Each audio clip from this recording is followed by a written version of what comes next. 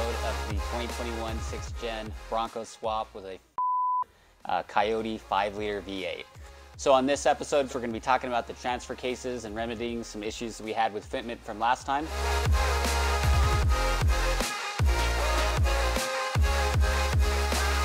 All right, guys, so the big conclusion that we made from our last test fit is that we had to do something about the transfer case. So the original transfer case that we have attached to this 10R60, this is a more than likely a Dana or a Spicer transfer case, but the big change compared to some of the other models in the Ford lineup is the drop angle associated with that front drive shaft. And so you can see that the motor's a little bit angled right now, but the angle to which from horizontal that the transfer case drops is pretty significant. We've been able to measure it with some relative features on this case to be about 42 to 45 degrees off horizontal. Definitely quite a serious drop in relation to transfer cases, which would be nice to have a fully adjustable drop so you don't have to worry about it, or an adapter. Those are certainly things that we considered, but definitely we wanted to see what could be done while retaining as much OEM functionality as possible. So our first option that came with our powertrain pullout from the F-150 is this Borg-Warner case. These have been around for quite a while now. They're almost on all the Ford F-150s and Expeditions and some of the larger SUVs and trucks that they've made. Very stout transfer case, and this one does have the clutch system in it to make it essentially a 4A or 4 automatic. The issue with it is when we measured it up on our drivetrain, we were only seeing about a 26 to 28 degree drop compared to this 42 to 44 degree drop. And when we test fitted it in, it just didn't fit well. We had a few issues with high points on the side of the drop, as well as some other case features of the casting that really just would have to be modified severely on the case and likely the car as well. We're not entirely opposed to that, but the issue is, in this case, the drop being on the driver's side is right next to the seat mount for the driver's seat. And so depending on if we move the engine powertrain back a little bit, it would likely cause an issue with that. Essentially, we'd have to relocate or go with a different style seat, something that we're not interested in doing. So the F-150 transfer case would require quite a lot of modification to the vehicle, way out of kind of the original hopes that we would be able to just drop something in and essentially just get it all to work running, right? That's ideally what everybody wants out of it. So we had a couple options here, right? So we'd make an adapter for this 10R60 case. It's got a different bell housing because the 10R60s are set up internally similarly, but the actual adapter here is a fair bit different. So you'd have an adapter, so you'd have to see about extending the splines themselves to be able to mate that. We could modify the vehicle, which would require cutting it up with this F-150 transfer case. And then we also thought about getting a Atlas case. So for those of you who don't know about Atlas, Atlas is one of the premier transfer case brands for like rock crawling and a majority of 4x4 and off-road stuff. They make extremely good transfer cases, but they are primarily analog and mechanical in nature, so you usually have to run levers, and there's some options to be able to make powered units for those, but it's really all aftermarket. As well as they're rather large, but the big key is the Atlas cases allow extreme adjustability to get the exact drop angle that you need to be able to clear features. Usually it's more so on trucks and large frame vehicles, with this SUV truck being a lot smaller. It'd be interesting to see how an Atlas case would actually fit, but we definitely know an Atlas case would bolt up. They make an adapter for the Atlas to the 10R80 on our F-150 powertrain with the Coyote. So it's really, a potential option that we could go down if we decided to go, like a hardcore 4x4 rock crawling build. So we were kind of stuck with these three options, and luckily we were able to have something else in our back pocket. So we knew the 10R80 is used in a few other vehicles that Ford makes, both in the United States and externally. And one of the options for the transfer case for the vehicles was the Ford Ranger. The Ford Ranger in the United States has been out for a few years now. And it uses the same EcoBoost power plants that the Bronco here does, and a lot of the other Ford cars do. But the big key is that it uses the 10R80 in the same configuration, just with different engines as the F-150 and the Mustang, pretty much. And so what we immediately said is, well, the Ranger has a 4x4 option, so clearly it has a transfer case. So let's see what that transfer case looks like. So we did some research, we dug up a few options, and we luckily had some friends with new Rangers. I think we have a buddy with a 2019-2020 Ford Ranger XLT model with the 4x4 option. And so what we did, we went over and we looked at the transfer case, and we saw immediately that the drop on the case was way closer in line to this Bronco drop. And so we did a little bit of math, we did some estimates on the ones that we saw, and we said, yeah, this is definitely the trick. So we went ahead and we got ourselves a 2020 brand new transfer case. So John, here, do you want to show them the kind of the different parts? Yeah, so you can see here it mates up to the 10R80 with this pattern here, and you can get an idea of the drop. It's pretty extreme, not as much as the one on the Bronco 10R60, but pretty close, only a few degrees off. And it's got a similar flange output on for the front drive shaft. I think it's the same pattern. It is the same pattern, yeah. Yep. And so we might be able to reuse the same front drive shaft from the original Bronco setup. And then on the back you can see the actuator for the four-wheel drive. So we'll see if the components for the actuation and then some of the juts on the case will clear the vehicle once we get it all lined up and mounted in the vehicle or mocked up. You can see there's an output flange that's a little different for the rear drive shaft than the original Bronco transfer case. It uses a flange with a universal joint yoke setup for the truck, and a two-part drive shaft as opposed to the short one-piece drive shaft on the Bronco. The output shafts for the transfer cases are actually just slightly different in diameter. This one from the Ranger is a little bit bigger, and it actually has two more teeth on the spline going to this adapter here. So I think we're going to weigh our options there and try to figure out the best path forward to making a drive shaft that'll best fit the needs for this. So we've got this Ranger transfer case, and we're about to bolt it up to show you guys what it looks like, but we've done a little bit here already. The big thing is already we know that the spline, the output from the 10R80 is the exact same, so it bolts up, the pattern's the exact same, and the drop, like he was saying, is within 5 degrees compared to on the F-150 being closer to like 18 to 20 degrees and just was not clearing. So with the ability to add the adjustments that we're going to talk about here a little bit with the engine mounts and the transmission mounts, as well as the overall angle of the powertrain, we think we'll easily be able to clear any of these features on top of maybe some minimal modifications to it. But definitely a huge win for us to be able to use an off-the-shelf OEM component. I believe these are Dana Splicer transfer cases as well. This one is a Borg Warner, and this is probably also a Dana Splicer. But the big key difference here that makes these two a little bit different than this guy is that it does not have a clutch for 4-automatic. And so the 4-automatic setting that comes in some of the Broncos is essentially an upgrade that allows a electromagnetic clutch. So previously they used visco coupling mechanisms to be able to do it mechanically. Now there's a lot of control with the ABS system and wheel speed sensors to be able to control the traction control and the electronic stability control. So this one has some of that capability, but it doesn't have the essentially almost all-wheel drive function, which it really isn't the end of the world for what this car is really designed to do. So usually on the freeway you'd be using 2 high, on off-roads up to 60 miles an hour you'd be using 4 high, and if you're doing rock crawling you'd be in 4 low. And this case does all of that with electronic control. There is, however, and we were looking at this as an option in the future as well, there is another case designed by Borg Warner that is attached to the 10R80 of the F-150 case and the Rangers that allows this case to have 4-automatic. So those Borg Warners are I believe fitted in the Everest SUV, which is essentially a Ranger SUV, and I think there's probably a few others that are outside of the United States. So they're a little bit harder to get a hold of. That's why we don't have it right now.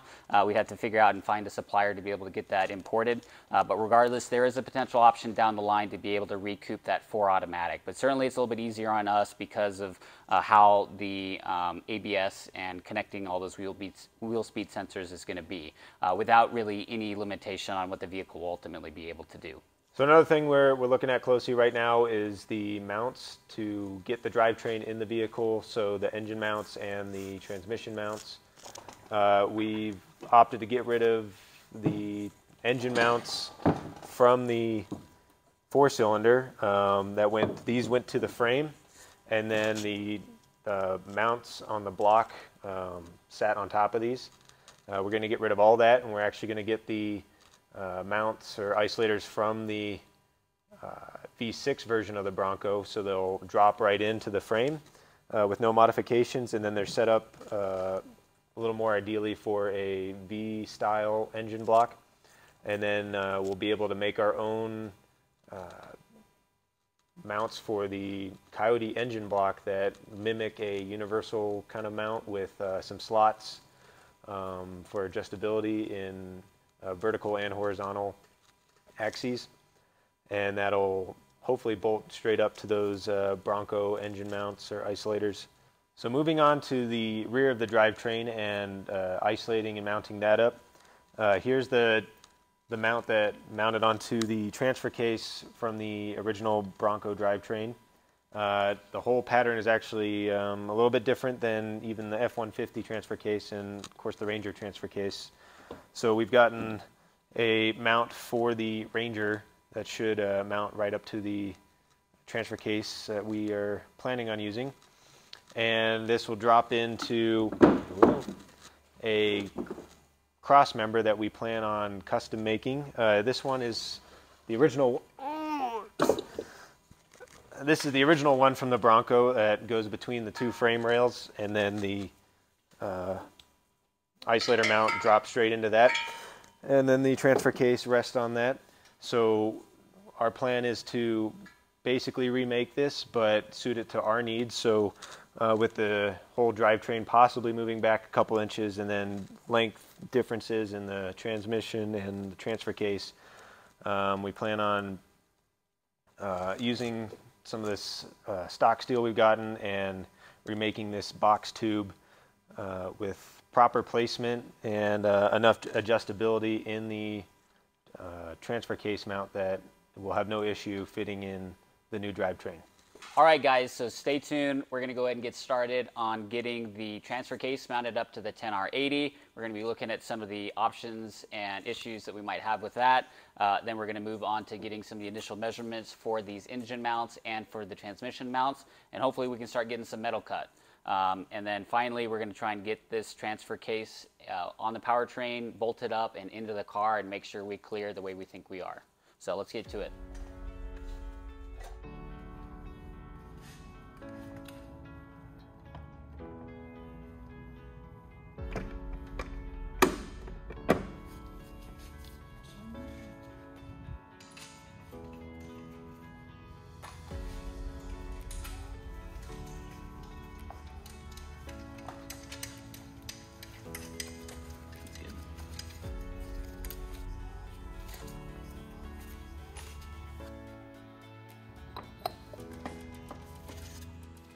All right, guys, so we got the transfer case mounted to the Coyote powertrain. Bolts up perfectly. Spline count on the output shaft of the 10R80s are identical with the Ranger and with the F-150, as well as the mounting flange on this transfer case is identical to what we see on the 10R80s.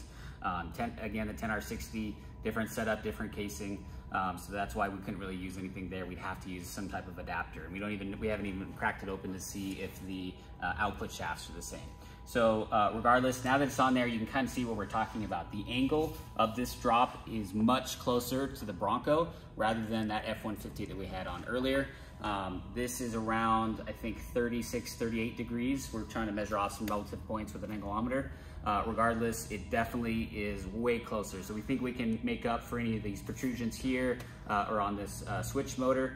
with just the powertrain angle or just slight modifications to the frame as a last resort. Regardless, the big key differences here again is that this is a non-4A transfer case. There is potential that we could get a 4A transfer case. And then the other difference is that we've got a yoke style flange here on the back. That's the main thing. Luckily here on the front, if you want to zoom in, you can see this is the original Bronco front drive shaft. It already fits perfectly in. It's the exact same style, exact same dimensions. And there's a probability here that we'll be able to reuse the stock drive shaft with minimal or no modifications at all. If not, it'd just be a slight extension. So that's really good news for the front. Again, we're just getting really lucky with these existing OEM parts. So with regard to this rear flange, we already took this off and kind of compared it to the original Bronco flange. And so again, this is meant for a yoke style like that's on the generally on a truck. So 4 points that mounts in a yoke style universal joint. The big difference though is that we have a 34 count spline with a slightly different diameter, so the max and minimum diameter, than what we see on the Bronco flange. So we have the Bronco flange here that we've taken off. This is a 32 spline count with, again, this one is a little bit smaller. So what we're gonna see is if we can ultimately get to using something like this, either modifying this or making an entirely new one so that we can use this style. These are definitely more preferred when it comes to an off-road vehicle so that the yokes don't get stuck. It's not the end of the world if we have to use a yoke style, but certainly this is preferred. And if we're able to use something like this, there's also the probability that we might be able to use the stock drive shaft, because the big difference, again, since this one doesn't have the 4A clutch in it, is this transfer case is about 4 inches shorter than the Bronco transfer case. And so since we're likely gonna move this entire powertrain back about that amount, maybe 3 inches or so, we'll probably have enough slop within the drive shaft extension to be able to get that mated up perfectly with the rear differential. So we're in a pretty prime spot right now to be able to reuse stock drive shafts with minimal work. Really the key is just trying to get a modification or a new part for this flange mount for the back of the main drive shaft. So what we're gonna go ahead and do now, we're gonna go ahead and get this thing bolted back up to the engine lift, get it back into the car, and see how this transfer case looks inside if we clear the way we want to and we're able to get it mated up from our last time around. So let's go and get this thing strapped up.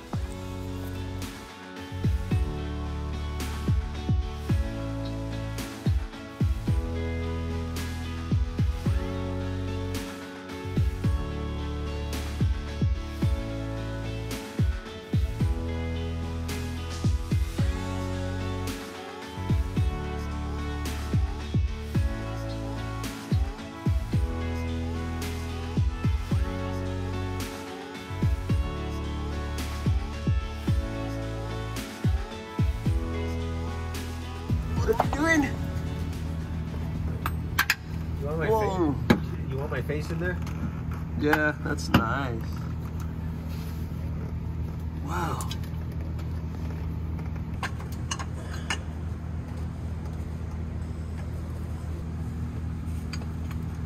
You gotta push it up a lot. Does it even fit? Oh yeah, there you go. You put it in? Yeah. Are the two holes lined up? Yeah. Okay, good. That's the way I wanted it, because this is not actually symmetric.